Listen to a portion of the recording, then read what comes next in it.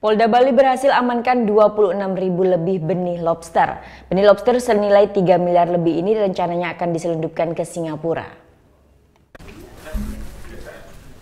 Setelah sebelumnya Ditpol Air Polda Bali berhasil menggagalkan penyelundupan benih lobster senilai 700 juta lebih.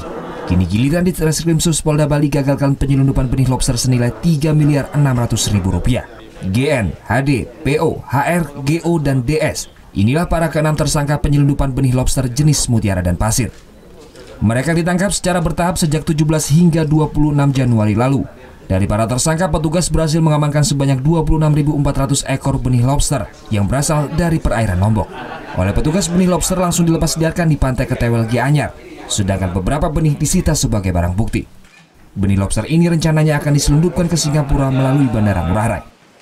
Jadi ketika ini diungkap, ya, kita sudah bisa mengungkap satu rangkaian dari sindikat perdagangan bibit lobster, mulai dari yang mengirimkan dari Lombok sampai kepada siapa petugas ataupun siapa yang oknum mengirimkan itu, ya, kemudian sampai yang menyandang dana. Ini satu rangkaian yang sangat tuntas, ya.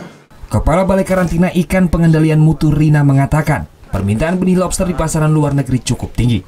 Nah, negara-negara lain itu melihat bahwa benih kita ini sangat baik, dan kalau dijual di pasar itu, kalau kita lihat di Comtrade di Hong Kong, itu paling tinggi benih lobster Indonesia. Jadi kami memang menjaga semaksimal mungkin, tapi tidak bisa sendiri.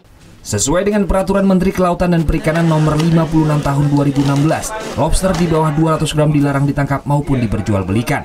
Akibat perbuatannya, para tersangka terancam 6 tahun penjara. Surya Sanjaya melaporkan untuk NET.